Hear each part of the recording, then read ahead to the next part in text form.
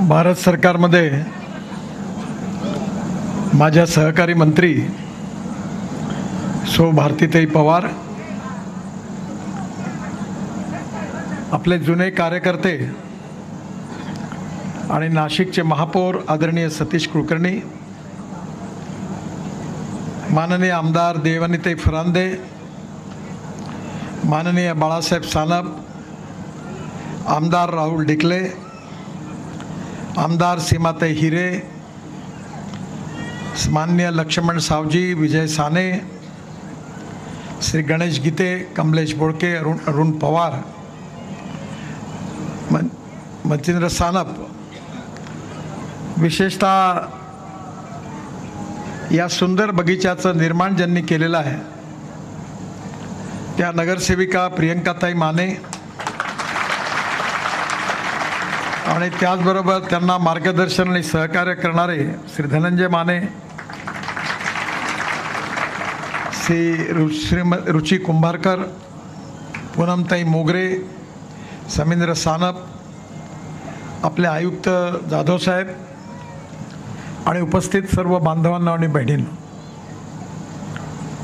सर्वप्रथम पंडित दीनदयाल उपाध्याय यांच्या नावाने अतिशय सुंदर असा थीम पार्क नाशिक महानगरपालिकेने या ठिकाणी केलेला आहे, त्याबद्दल मी नाशिक महानगरपालिकेचं, महापौरांचं, सर्व सन्मान्य नगरसेवकांचं आणि विशेषतः प्रियंकाताई माने यांचं मनापासून अभिनंदन करतो, त्यांना शुभेच्छा देतो। आजच सकाळी मी NDTVच्या कार्यक्रमात होतो, आपल्यापैकी काही लोकांनी टीव्हीवर बघितलं असेल। मी आणि अमिताभ बच्चन दोघं बरोबर होतो। अमिताभ बच्चन मला आज म्हणाले कि नितिन जी, आपकी तबीयत में बहुत फर्क पड़ा, बहुत आप 10 साल यंग दिख रहे हो, अच्छा लग रहा है। तर मी त्यांना सांगितलं की मला कोविड झाल्यानंतर रोज सकाळी 1 तास व्यायाम करतो आणि 1 तास प्राणायाम करतो आणि त्यामुळे माझी प्रकृती अतिशय उत्तम आणि चांगली झालेली आहे।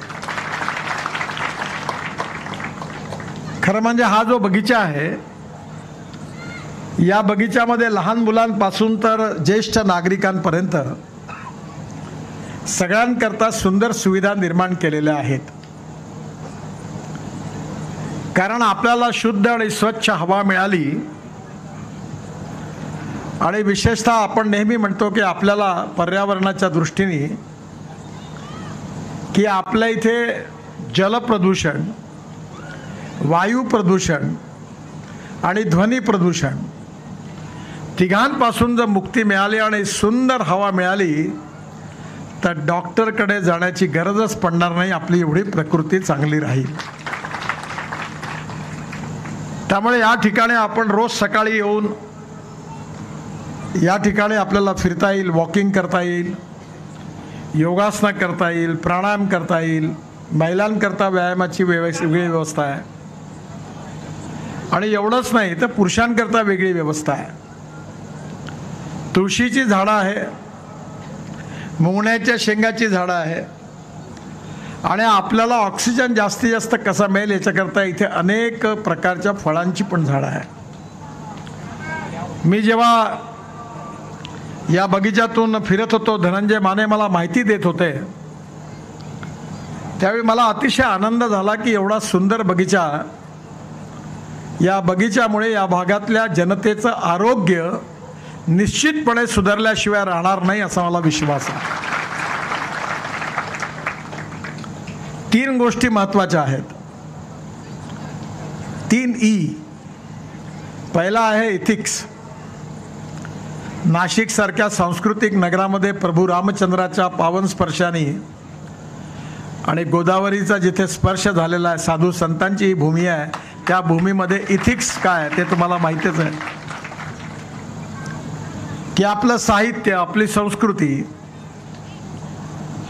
विशेषतः आपल्याला विरासतीमध्ये मिळालेली जी संस्कृती आहे, जे तत्वज्ञान आहे, जे धार्मिक तत्वज्ञान आहे, संतांकडून मिळणारं साहित्य आहे, हे आपल्याला जीवन जगण्याची प्रेरणा देतं. पण त्याचबरोबर दुसरी महत्त्वाची गोष्ट आहे की इकॉनॉमी. खाली पोटोबा नो विठोबा. विवेकानंदांनी सांगितलं आहे की no philosophy can be taught to empty stomach. खाली पोटाला कुठल्याही प्रकारचं तत्वज्ञान शिकवल्या जाऊ शकत नाही. माझं विमान जेव्हा नाशिकला उतरवत होतं तेव्हा माझी पत्नी माझ्या बरोबर होती. मी तिला सांगत होतो, बघ नाशिकची शेती किती सुंदर आहे, इथला शेतकरी किती मेहनत करणारा आहे. सगळीकडे भाजी पाला, फळं फुलं, ग्रीन हाऊस, कोल्ड स्टोरेज आणि द्राक्षाच्या अतिशय सुंदर बागा. वाल देखील सुंदर होता. खरं म्हणजे गोदावरीचं पाणी आहे. अतिशय सुंदर हवामान आहे. मी जेव्हा आपल्या वस्तीकडे वळत होतो तेव्हा दोन्ही बाजूला झाडं होती. खरं म्हणजे हे शहर असं सुंदर, स्वच्छ आणि ग्रीन असं शहर राहिलं पाहिजे. माझी महापौरांना आणि आयुक्तांना विनंती आहे की जागतिक स्तरावर वायू प्रदूषण, जे एअर प्रदूषण, नंतर साऊंड पोल्युशन आणि वॉटर पोल्युशनचे 3 बेंचमार्क काय आहे ते नाना तुम्ही शोधा. मी आता नागपूरला, मी देखील नागपूरचा खासदार आहे, मी सगळे सायंटिस्ट एकत्र केले आणि नागपूर आणि नागपूरच्या बाहेर रिमोट सेन्सर्सनी किती टक्के ग्रीनरी आहे त्याचा अभ्यास करण्याकरता निरीचे रिटायर्ड डायरेक्टर आहे वटे म्हणून, त्या सगळ्यांना सांगितलं तुम्ही अभ्यास करा. आणि नागपूरमध्ये साऊंड पोल्युशन किती आहे, एअर पोल्युशन किती आहे, त्याचे स्टँडर्ड्स काय, त्याचा अभ्यास केला. आणि मी असं ठरवलं की मी 5 वर्षामध्ये नागपूरचं जलप्रदूषण, वायू प्रदूषण आणि ध्वनी प्रदूषण समाप्त करून इंटरनॅशनल बेंचमार्कच्या पर्यंत मी नागपूरला पोहोचवण्याचा प्रयत्न करीन. असंच जर प्रत्येक शहरातल्या महापौरांनी, खासदारांनी, आमदारांनी जर ठरवलं तर आपला देश जगामध्ये विशेषतः पर्यावरणाच्या बाबतीत अग्रेसर देश झाल्याशिवाय राहणार नाही असं मला विश्वास आहे. मी नागपूरला राहतो 11व्या 12व्या मजल्यावर. माझ्या घरासमोर खाली रस्ता आहे, वरती पूल आहे, त्याच्यावरती मेट्रो चालते आणि त्याच्यावरती मी 12व्या मजल्यावर राहतो. तेव्हा माझ्या पहिल्यांदा लक्षात आलं की गाडीचा आवाज खाली किती झाला तरी जास्त ऐकू येत नाही, जेवढं वरती जाऊ तेवढा जास्त कानाला ऐकू येतो. मी रोज सकाळी उठलो की रोज डिस्टर्ब व्हायचो, कर्कश हॉर्न वाजायचे. मी शोध घेतला की म्हटलं हे आवाज कसा बंद होईल, तर मनच लक्षच केंद्रित होत नाही. आता तुमच्या बगीच्यामध्ये कोणत्या वेळी कोणतं संगीत वाजेल, कोणत्या वेळी कोणती भक्तिगीतं चालतील याचंही पण धनंजय माने मला सांगत होते. आणि त्यामुळे मग माझ्या मनात विचार आला की हे सगळं ध्वनी प्रदूषण जे आहे हे माझ्यामुळे आहे. कारण मी ट्रान्सपोर्ट मंत्री आहे, मोटर व्हेकल ॲक्ट माझ्याकडे आहे. मी सगळ्या नेत्यांचे लाल दिवे काढून घेतले, सायरन काढून घेतला. माझ्यावर बरेच नाराज आहेत कारण हे जे बिना कामाचे मोठी मजा वाटते. आतमध्ये बसलेला आला खूप मजा वाटते का पोलीसवाले थांबले, रस्ता बंद आहे आणि त्याला वाटतं आपल्यासाठी सायरन वाजवून आला, मोठी मजा येऊन झाली. आणि बाकीचे बाहेरचे थांबलेले गुंडे केव्हाही बियात जाते आणि तेव्हा मुक्ती मिळते. तर मी पहिल्या झटक्यामध्ये प्रधानमंत्र्यांना सांगितलं आणि त्यावेळी सगळ्याचे लाल दिवे काढले. आता फार कमी बाकी आहे. पण ॲम्ब्युलन्स आणि काही पोलीसच्या गाड्यावरचे सायरन आहे. तर मी 1980चा पर्यावरणाचा ॲक्ट काढला आणि आता त्याच्यामध्ये मी सुधारणा करणार आहे. तुम्हाला माहिती आहे आकाशवाणीमध्ये सकाळी 5:30 वाजता किंवा 6:30 वाजता जेव्हा सुरुवात व्हायची तेव्हा एक व्हायोलिन वाजायचं. ते एक ज्यू कलाकार होता जर्मनीतला, त्यांनी ती ट्यून तयार केली होती आणि ती आपल्या आकाशवाणींनी स्वीकारली. फार सुंदर ट्यून आहे बघा. जेव्हा आकाशवाणी सुरू होते तेव्हा ती वाजते. मी आमच्या सेक्रेटरीने विचारलं, ये ट्यून एम्बुलेंस पे नहीं लग सकती, पुलिस के गाड़ी पर ऐसी कोई ट्यून नहीं लग सकती? तो बोले अभी तक सोचा ही नहीं. बोलो सोचो, मैं मंत्री हूं, आपको सोचना होगा.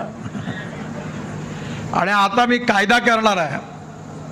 मर्सिडीज असो, BMW असो, टोयोटो असो, महिंद्रा असो, आता कर्कश हॉर्न वाजवायचे नाही. आता जे भारतीय वाद्य आहे, बासरी, हार्मोनियम, तबला, माउथ ऑर्गन, भारतीय वाद्य जे आहे त्याचं कानाला श्रवणीय संगीतच गाडीच्या हॉर्नमधून वाजलं पाहिजे असा कायदा करणार आहे. आणि ॲम्ब्युलन्सचे देखील सायरन आणि पोलिसांचे सायरन पण चांगले करणार आहे. हे कर्कश नाही. जसं ध्वनी प्रदूषण कमी झालं पाहिजे तसं वायू प्रदूषण कमी झालं पाहिजे. महापौर, आपल्याला अजून एक विनंती करतो की आपल्याला, मी काही जास्त वेळ घेत नाही, पण मी आता ethanol, methanol, biodiesel, bio CNG, electric, green hydrogen याच्यावर काम करतो आहे. आणि येत्या 3-4 वर्षामध्ये जेवढं पेट्रोल लागणार होतं त्याच्यापेक्षा फक्त 10%च वापरलं जाईल. आणि जेवढं डिझेल वापरलं जाईल त्याच्यापेक्षा 25%च वापरलं जाईल. हे मी कमी करायचं ठरवलेलं आहे. आणि त्याकरता शेतकऱ्यांनी तयार केलेलं जे इथेनॉल आहे उसाच्या रसापासून, मळीपासून, कारण शेतकऱ्याला आता काय गहू सरप्लस, मका सरप्लस, साखर सरप्लस, तांदूळ सरप्लस, भावच मिळत नाही.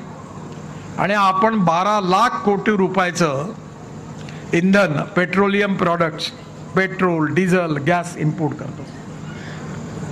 आणि म्हणून आत्ता मी गाडीतच सांगितलं, साने आहे, तुम्ही लक्षात ठेवा, लक्ष्मण, मी तुमच्या इथल्या चांगल्या कार्यकर्त्याला ताबडतोब एजन्सी मिळवून देतो. मी माझा ट्रॅक्टर CNG वर देशातला पहिला ट्रॅक्टर कन्वर्ट केला, बायो CNG वर. म्हणजे धानाच्या तणसापासून CNG तयार होतं, त्याच्यावर माझा ट्रॅक्टर चालतो. तर माझी 1.25 लाख रुपये वर्षाची बचत आहे एका ट्रॅक्टरवर. आता तुमच्या इथे मी CNG पाहिला आता हायवेवर. सगळ्या ट्रॅक्टरची जी अप्रूव्ड किट आहे त्याची एजन्सी, बाळासाहेब तुम्ही म्हणाल त्याला मिळवून देतो, त्याचं सेंटर सुरू करा, त्यालाही रोजगार मिळेल. आणि इथले पहिले ट्रॅक्टर CNG वर कन्वर्ट करून टाका. म्हणजे प्रदूषण एकदम कमी होईल गावातलं. बसेस ज्या आहेत त्या CNG वर कन्वर्ट करा. नागपुरात आम्ही केल्या. त्याच्यामुळे 60 कोटीचा घाटा 15 कोटीवर होता. कारण महानगरपालिकेत डिझेल असलं की बाहेर काढतायत. डिझेल किती भरा महानगरपालिकेत गाडीत, पताच नाही चालत कुठं गेलं. म्हणजे मी तुमच्या महानगरपालिकेबद्दल नाही बोलत. नागपूरच्या परिवहन समितीपासून, महापौरापासून सगळ्यांनी आपल्या गाड्या आता CNG वर कन्वर्ट केल्या. आयुक्त साहेबांना तुम्ही एकदा नागपूरला या आणि तुमच्या सगळ्या गाड्या CNG वर कन्वर्ट करा आणि महानगरच्या परिसरात एक CNG पंप लावा. तुमचा खर्च आमच्याकडे 1 कोटी रुपये पेट्रोलचा खर्च होता, CNG वर कन्वर्ट केल्यावर तो 25 लाख, म्हणजे 75 लाख रुपये वर्षाचे वाचणार आहे. यात बचत आहे आणि प्रदूषण कमी होणार आहे. दुसरा, आता स्कूटर, एका कंपनीने आता बुकिंग सुरू केलं होतं. त्याच्या फॅक्टरीच्या उद्घाटनाला मी जाणार आहे चेन्नईला. 1 लाख स्कूटर काहीतरी त्यांनी, बऱ्याच लाखो स्कूटर बुक केले आता लोकांनी, electric scooter. Lithium ion, sodium ion, zinc ion, ही जी नवीन केमिस्ट्री आहे, बॅटरी केमिस्ट्री, ती आता आपण आणलेली आहे. 86% बॅटरी आपल्याकडे आता लिथियम आयनची आपण बनवतो आहे. आणि येणाऱ्या काळामध्ये मी आता आमच्या महानगरपालिकेत विषय मांडला. आयुक्तांना माझी विनंती आहे की जे टॉयलेटचं पाणी आहे ते आमच्या महानगरपालिकेत आम्ही 7 वर्षापूर्वी ते शुद्ध करून महाराष्ट्र सरकारला विकतो वीज निर्मिती करता. आणि आम्हाला 300 कोटी रुपये वर्षाचे मिळतात टॉयलेटचं पाणी विकून. तर मी आता त्यांना सांगितलं की आता टॉयलेटचं पाणी विकायचं, उरलेलं अजून पाणी आहे, सोलर एनर्जीचा प्रोजेक्ट टाकायचा आणि त्यातून घाण पाण्यापासून ऑक्सिजन आणि हायड्रोजन वेगळे काढायचे आणि त्यातून ग्रीन हायड्रोजन तयार करायचा आणि त्याच्यावर आपली इंडस्ट्री थर्मल कोलच्या ऐवजी त्याच्यावर आपल्या बसेस रेल्वेचं इंजिन हे पुढे ग्रीन हायड्रोजनवर चालवायचं आहे आणि आपल्याला प्रदूषणापासून मुक्त व्हायचं आहे. Import substitute cost effective pollution free आणि इंडिजिनियस. आणि म्हणून नाशिक शहरामधलं इंधनाच्या बाबतीत महापौर आपण आणि आता भारतीताई आहेत, आपले खासदार आहेत, सगळे मिळून या नाशिक शहरातलं एअर पोल्युशनचा आज लेवल काय आहे आणि पुढल्या 5 वर्षात काय राहणार आहे ही जर तुम्ही कमी केली तर मी तुम्हाला खात्रीने गॅरंटीने लिहून देतो की नाशिकच्या डॉक्टरांची प्रॅक्टिस अर्धी झाल्याशिवाय राहणार नाही. सगळे आता योगाचा आपल्या जगात पोचलेला आहे. जलप्रदूषणाच्या बाबतीत गोदावरीमध्ये घाण पाणी ते वाचवलं पाहिजे. आता मुळा मोठा नदीमध्ये 1400 कोटीचा प्रोजेक्ट पुण्यात आपण मंजूर केलेला आहे. आमच्या नागपूरला 2200-2400 कोटी रुपयाचा जायकाचा प्रोजेक्ट म्हणून नाग नदी करता.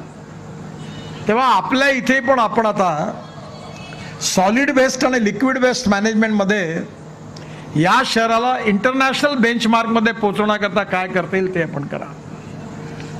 साऊंड पोल्युशन आणि एअर पोल्युशन नंतर महत्त्वाचा मुद्दा जो आहे तो वॉटर पोल्युशनचा.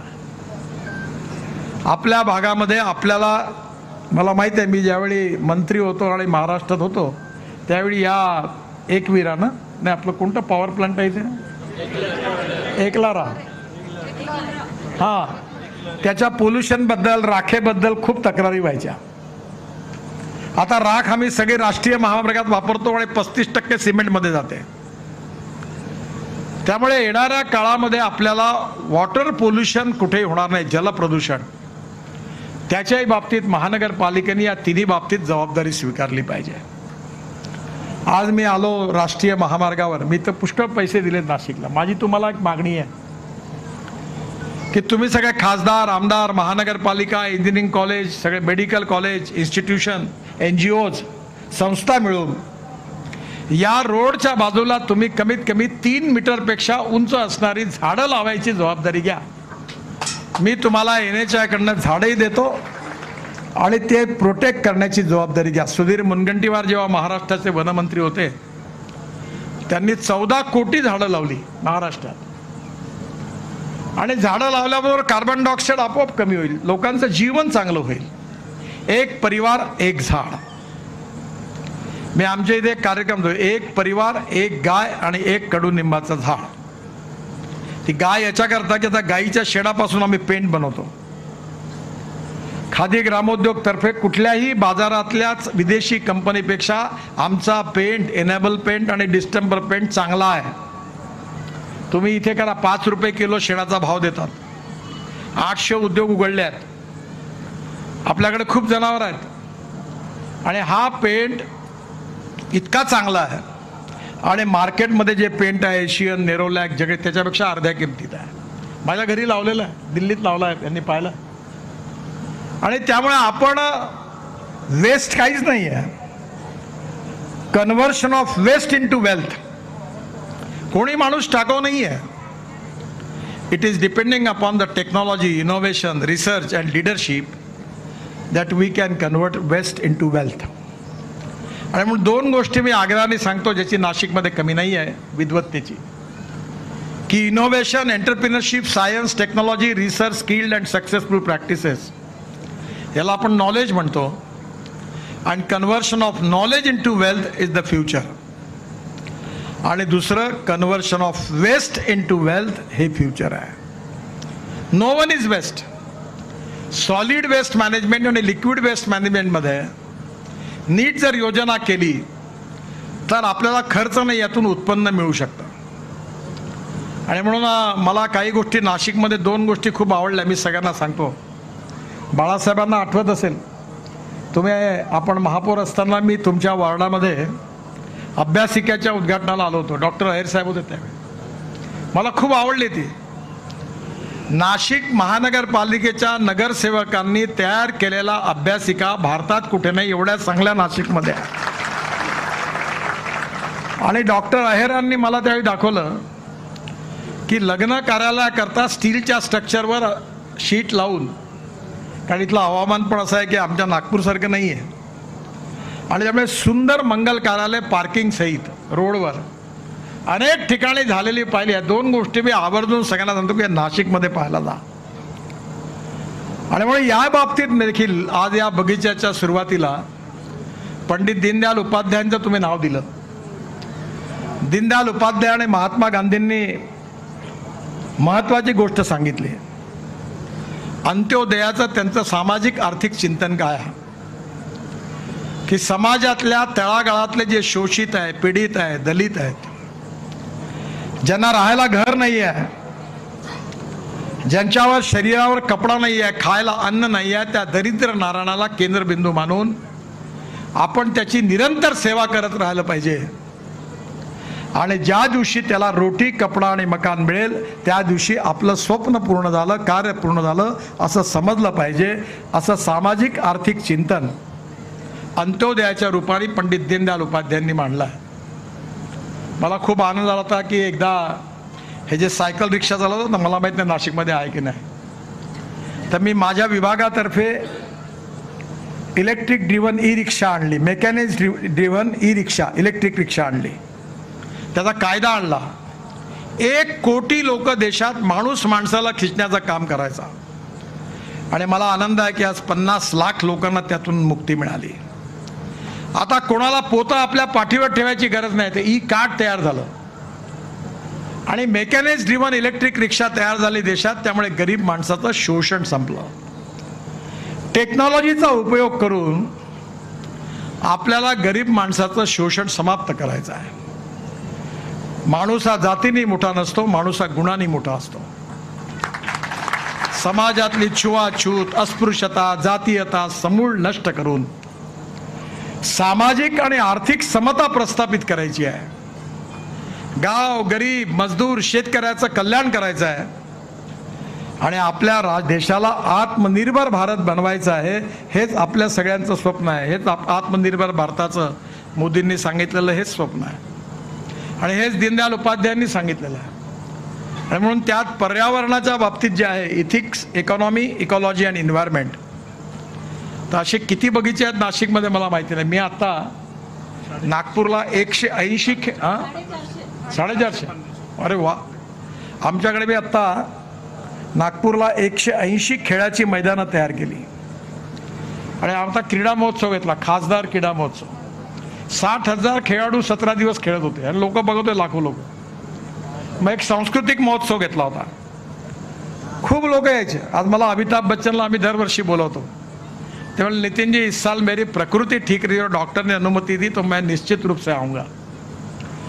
कारण या निमित्ताने खूप लोक येतात, हजारो कलाकार भाग घेतात. या शहरातलं सांस्कृतिक वैभव वाढवलं पाहिजे.